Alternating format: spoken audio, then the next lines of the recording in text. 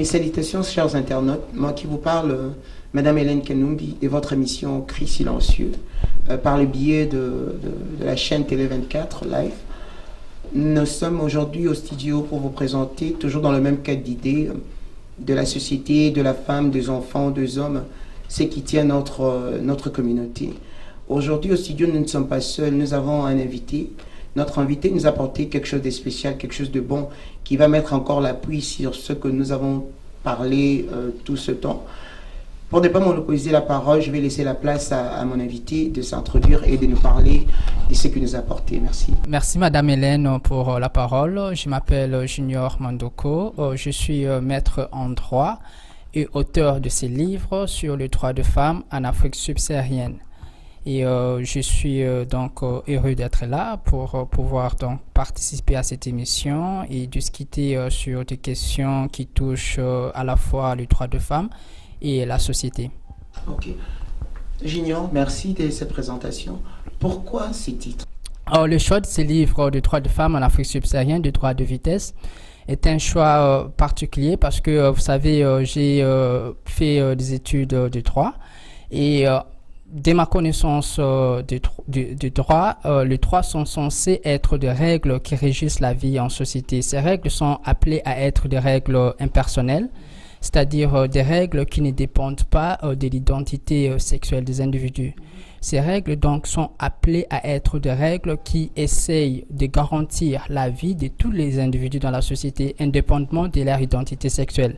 Mais le constat fait en Afrique subsaharienne atteste que ces règles appliquées dans le milieu rural du continent africain démontrent que le droit évolue en fonction de l'identité sexuelle des individus.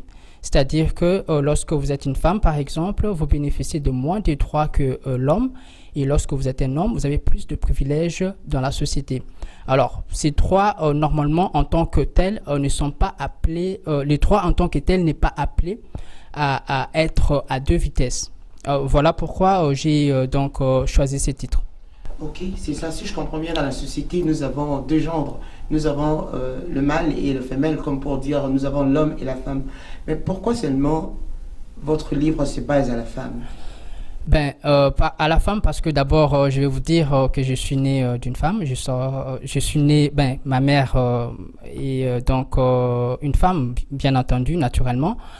Et j'ai été touché par une histoire particulière, celle de ma grand-mère, qui a connu une expérience de vie particulière. Elle a grandi dans les milieux ruraux et elle a eu la chance de quitter ces milieux pour aller vivre dans une ville à Kinshasa, au Congo. Et ma grand-mère m'a raconté sa petite histoire qui a commencé dès sa jeunesse, où elle a connu certaines difficultés, non pas parce que elle n'était pas capable de jouir de certains droits, mais justement, juste parce que c'était une fille et en tant que telle, on privilégiait plus les garçons au détriment des filles parce que leur identité sexuelle leur posait beaucoup d'obstacles. Alors, c'est une histoire qui m'a touché puisqu'elle m'a raconté ses études secondaires, comment est-ce qu'elle s'est battue pour pouvoir ne fût-ce que obtenir son diplôme d'État au Congo. Oui. C'était difficile pour la grand-mère d'obtenir son diplôme d'État vu son genre, qu'elle était comme une femme. C'est un peu ça. Si je comprends bien dans les livres, c'est juste pour faire voir que la femme n'a pas le même droit que l'homme dans la société.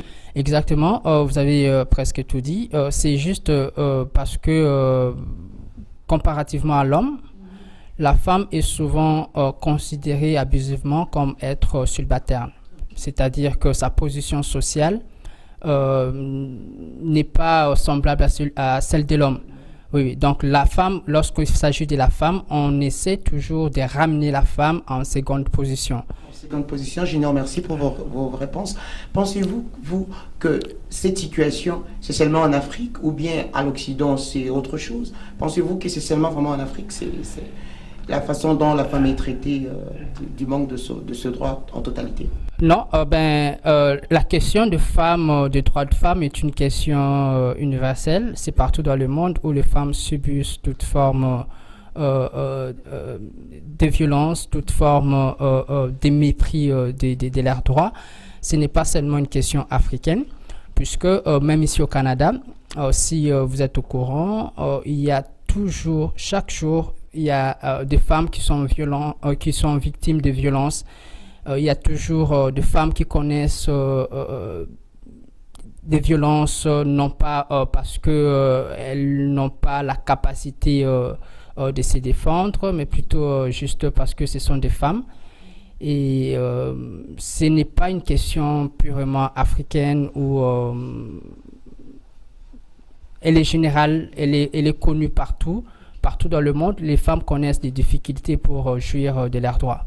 Okay. Oui. C'est vrai, je suis d'accord avec vous, Serge, quand vous avez dit que les femmes subissent, les femmes subissent l'injustice de partout, les femmes ne jouissent pas de leurs droits en totalité, parce qu'il y a une conception, à cause peut-être des coutumes, la femme est placée à un endroit où, par exemple, il ne peut pas parler devant l'homme, il ne peut pas expliquer des histoires comme ça. Comme vous avez souligné, il y a eu 3 ou 4 mois passés, la violence que nous avons vécu tout le monde avait entendu concernant Hélène avec l'affaire de Chouchou Ilunga.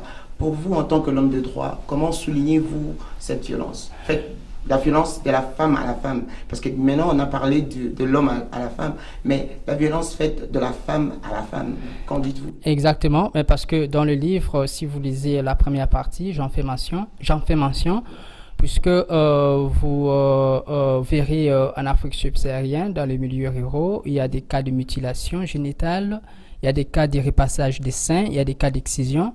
C'est tous ces abus à l'intégrité, toutes ces atteintes à l'intégrité physique des femmes sont faites par le femme contre le femme. Donc, c'est un problème qui est surtout culturel, puisque vous savez, dans certaines cultures, par exemple, il y a certaines valeurs qui sont mal véhiculées. Et pour revenir à votre question sur la situation qui s'est produite ici au Canada, c'est une situation un peu particulière parce que vous savez, la culture joue un rôle important de la perception que l'homme ou soit la société a de la femme. Et nous avons souvent cette mauvaise habitude de déconsidérer l'importance ou le rôle social de la femme. La femme est souvent présentée comme une créature qui est condamnée à vivre dans une position subsidiaire par rapport à l'homme. Et c'est encore pire lorsqu'on voit que c'est la femme elle-même qui porte atteinte à l'intégrité physique d'une autre femme. C'est vraiment une situation déplorable, c'est une situation très condamnable de voir que les femmes elles-mêmes, au lieu de se soutenir, au lieu de mener une lutte commune pour revendiquer et défendre leurs droits, se permettent de s'affronter ou soit se battre l'une contre l'autre pour des raisons qui ne tiennent pas debout, pour des choses qui ne sont pas du tout importantes. Oui, comme vous avez dit, le monde avait condamné ça, le Canada a condamné ça. Je pense que les procès ne sont pas encore faits, mais comme vous avez dit, ce sont les actes que la société n'accepte pas. Bien qu'en Afrique ou bien ici, en tout cas, ce sont des actes que la société n'accepte pas et n'acceptera. Il y en a de cas pareils, comme en Belgique, il y a une semaine passée, nous avons vécu, on a entendu l'histoire qui s'est passée, une jeune dame de 28 ans qui s'est fait brûler par son ex-mari parce que la femme avait demandé divorce et apparemment l'homme n'avait pas accepté. La femme a été brûlée. Pour vous, un homme qui pose des actes comme ça, est-ce qu'on pensait que c'est de l'amour ou bien c'est la colère ou soit c'est toujours cet aspect de ne pas accepter qu'une femme décide? Souvent, ce sont des crimes qu'on considère comme étant des crimes passionnels. Et par rapport à ça, vous savez, c'est comme je disais tantôt, c'est plus un problème qui est lié à la perception qu'on a de la femme. La façon dont on voit la femme dans la société. Et souvent, ce sont des éléments qui tirent leur origine dans la culture, puisque la culture en soi, c'est l'ensemble de tout ce qui est transmis, appris dans la société. Alors déjà, on essaye d'attribuer à la femme un rôle social qui n'a rien à voir avec son identité biologique. la femme est d'office présentée dès la naissance comme étant être inférieur à l'homme. Et en grandissant déjà, même dans des familles, vous remarquerez que les enfants, déjà dès le bas âge, essaient de développer ces mauvaises habitudes qui créent déjà cette suprématie de l'homme sur la femme. Et dans le mariage, ce n'est qu'une répercussion de tout ce qu'on a appris, de tout ce qu'on a connu dans nos cultures. Et voilà, ça découle souvent par des actes violents à l'encontre de femmes. Junior, vous avez souligné que les femmes sont en train de subir, les violences que les femmes sont en train de subir, ce sont des actes condamnables. Mais peut-être en Occident. Pensez-vous que dans d'autres pays, par exemple en Inde ou en Afrique, comme je peux dire au Congo ou au Rwanda ou au Burundi, pour ne pas seulement citer ces pays, pensez-vous que la justice prend en charge ces actes et les femmes sont jugées d'une manière équitable? Vous savez, j'ai souvent du mal à commenter les décisions judiciaires, oui. Puisque là, ça dépend. Bien, il y a plusieurs éléments qui entrent en jeu. Mais tout ce que je voudrais dire ici, c'est par rapport à la conception que la société a de la femme. Et dire que la justice est mal rendue, ça dépend parce que déjà, il y a certaines dispositions juridiques que moi, personnellement, je trouve discriminatoires à l'encontre de femmes. J'en ai fait mention dans le livre, par exemple. Vous remarquerez qu'il y a certains codes de famille qui déjà stipulent des mesures juridiques, entre guillemets, qui vont à l'encontre des femmes. Par exemple, en matière de succession, on considère déjà la femme une femme qui ne peut pas être héritière. On exclut la femme de l'héritage. On considère avant tout les enfants comme étant des premiers héritiers et la femme vient en deuxième position. Et aussi, vous remarquerez que c'est une culture qui s'est développée depuis des années, depuis des siècles.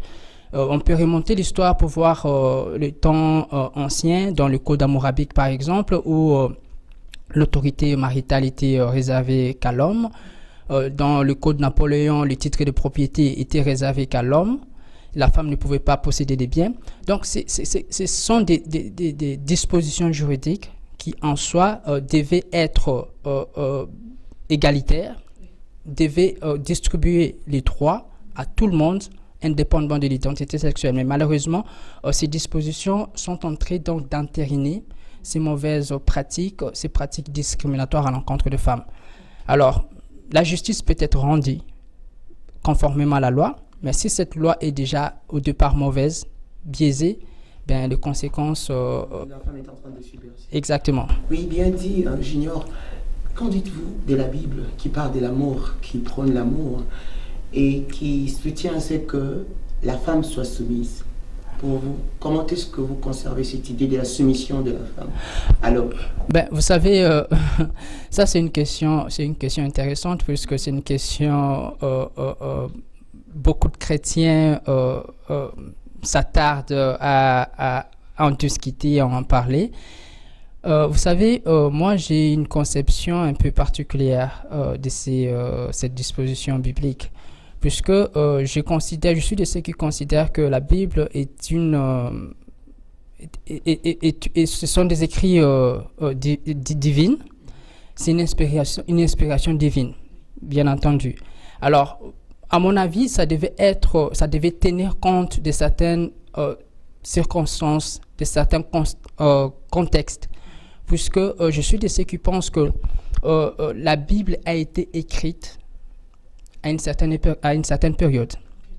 Et durant cette période, peut-être que la soumission de la femme était normale, que la femme devait être confinée au foyer, la femme devait être là seulement pour s'occuper des enfants. Mais il faut remonter pour tenir compte du contexte actuel du monde. Le monde évolue, les choses ont changé.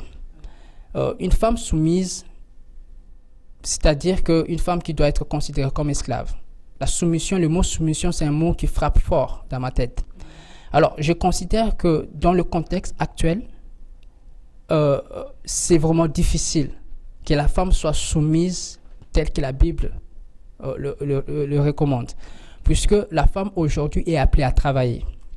La femme est appelée à sortir. La femme est appelée à s'épanouir. La femme est appelée à étudier, à accéder à certains postes au niveau de l'administration, au niveau du gouvernement. Alors, pour une femme qui a déjà atteint ces niveaux d'émancipation, la soumission ne tient plus debout. Et ce serait même la cause de beaucoup de problèmes, puisque l'interprétation de ces versets bibliques sera toujours problématique, puisqu'il y a des gens qui sont fidèles, donc des gens qui veulent rester conservateurs, qui veulent toujours conserver cette interprétation ancienne de la Bible, sans pour autant tenir compte de l'évolution du monde. Pas pour contredire vos idées, mais peut-être d'une autre manière, selon nous chrétiens, la façon dont on voit, on n'est pas ici seulement pour discuter pour la religion, c'est un sujet très délicat. Oui. Mais peut-être selon la chrétienté, la soumission que les autres disent, une femme soumise, une femme qui écoute, une femme qui est obéissante, une femme qui soutient peut-être son mari, une femme qui tient sa maison, une femme qui ne va pas faire ce qui est contraire de la vision du couple. Du côté professionnel, je vous soutiens une part pour dire que c'est vrai dans la société où nous sommes. Aujourd'hui, la femme est appelée à travailler. Des fois, elle peut retourner à sa maison tard. Elle n'est pas celle-là qui va mettre le foufou à minuit, par exemple, si papa retourne à 6 heures. Mais au moins, dans sa soumission, elle peut préparer et puis organiser pour dire que papa, lorsque tu seras là à 18 heures, tu vas essayer de prendre ton foufou. C'est un peu ça que je voulais faire. C'est pour ne pas faire sortir ou nous faire sortir, nous chrétiennes, dans cette soumission que la Bible nous dit. Ben, je comprends très bien ce que vous dites, mais là, vous parlez, dans vos propos, je voulais dire, une certaine attente entre l'homme et la femme. L'amour, bien sûr. Parce exactement. Mais lorsqu'on parle de la soumission, c'est il y a un être qui est suprême, qui soumet. Non, dans le cadre de la soumission du couple, c'est l'homme qui est suprême, et qui soumet, qui demande à la femme d'être soumise. Alors, la soumission, c'est comment ça va se passer? Ça va se matérialiser lorsque l'homme va dire, par exemple, à la femme de ne pas travailler. Arrête de travailler. Elle dira non. Là où nous sommes, nous devons travailler à deux, par exemple. Exactement.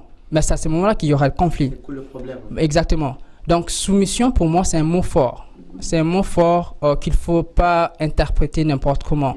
Il faut vraiment beaucoup de maîtrise, beaucoup de sagesse pour pouvoir bien comprendre ces versets et pouvoir mettre la femme à sa place. Et moi, à la place, je suggère une complémentarité. C'est encore mieux que chercher à ce que l'un soit à une position de privilégié au détriment de l'autre qui se sente comme esclave ou personne soumise. Ok, Junior. Nous avons beaucoup parlé, nous avons discuté des idées qui sont solides, les idées qui nous ont éclaircies. J'aimerais quand même, si vous pouviez nous donner un exemple de quelque chose de positif concernant nos pays d'où nous venons, peut-être l'Afrique. Est-ce qu'il y a quelque chose en Afrique ou bien un exemple en Afrique qui peut nous faire voir que la femme est aussi mise dans un rang de considération, par exemple? Oui, il y a beaucoup d'exemples. S'il faut voir dans la sphère décisionnelle, actuellement en Afrique, il y a quand même une nouvelle classe politique des femmes qui intègre la sphère décisionnelle. Vous allez prendre, je pourrais ici citer le cas de la Centrafrique, qui a aujourd'hui une présidente, celle qui dirige la transition. Il y a le Libéria, qui a aussi une présidente. Et vous pouvez voir aussi au Rwanda, par exemple, où au sein du Parlement, il y a une certaine parité. D'ailleurs, le Rwanda est considéré actuellement comme étant le pays qui privilège plus l'accession de femmes à la sphère décisionnelle. Il y a l'Afrique du Sud aussi. Durant la période après l'apartheid, les femmes se sont intégrées dans la vie professionnelle. Donc, autant d'exemples qui démontrent que les choses changent, les choses évoluent. mais pas comme on le veut peut-être. Ouais. Ok, on va laisser à la société ou bien on va laisser à la nature peut-être de nous changer, mais avec les études, avec l'intégration, je pense que les choses sont en train de changer. Exactement. Nous avons nos mains là en haut pour dire que la victoire est certaine, il y aura changement et que le droit de la femme sera vécu en totalité. Ouais. Ok, en tout cas, où trouver ces livres, Junior? Ben, actuellement, très bonne question. Le livre est en vente en ligne dans toutes les grandes boutiques, Amazon, Superbook, toutes les grandes boutiques. Il suffit de taper les noms, le droit de femme rurale en Afrique subsaharienne, des droits de vitesse, ou soit vous pouvez juste taper mon nom, Junior Mandoko.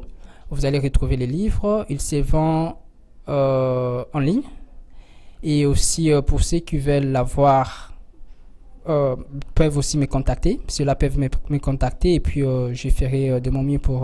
On vous contacte à votre téléphone, on vous contacte au numéro... Ouais, vous pouvez me contacter par téléphone, aussi par email adresse, par courriel. Et je ferai de mon mieux pour voir... Vous laissez votre téléphone pour qu'on vous appelle. Exactement, je vais donc vous laisser mon numéro de téléphone et puis mon adresse courriel. Ok. Oui. Chers internautes, merci de nous avoir suivis. Vous avez écouté notre frère Junior avec les idées qu'il a amenées de son livre. C'est un livre qui parle un peu du droit de la femme. C'est un livre qui explique ce qu'est le droit, comment est-ce que le droit peut être équitablement donné à la femme. Le femme qui crie dans le cadre du cri silencieux, comme nous avons dit, quelque part, il y a des hommes qui comprennent. Comme il a dit, il s'était inspiré par sa grand-mère et il est né d'une femme. Donc, maman, là où vous êtes, jeune fille, ne pleurez pas. Quelque part dans le monde, il y a les gens qui vous entendent. Vous qui aurez la possibilité de sauver ces livres, prenez ça, lisez ça et puis ça va nous aider à comprendre qu'est-ce qui se passe dans l'autre bout du monde concernant le droit de la femme. Nous allons recommander ces livres à la communauté de Milton, à l'organisme Cocomil, à Roger Kabouya et puis à Nathalie Kabouya. Et les autres pourront amener ces livres dans la communauté et partager l'idée qui se trouve dans ça. Merci beaucoup. C'était Hélène Kanumbi dans l'émission Cri Silencieux par le biais de Télé 24 Live. Merci.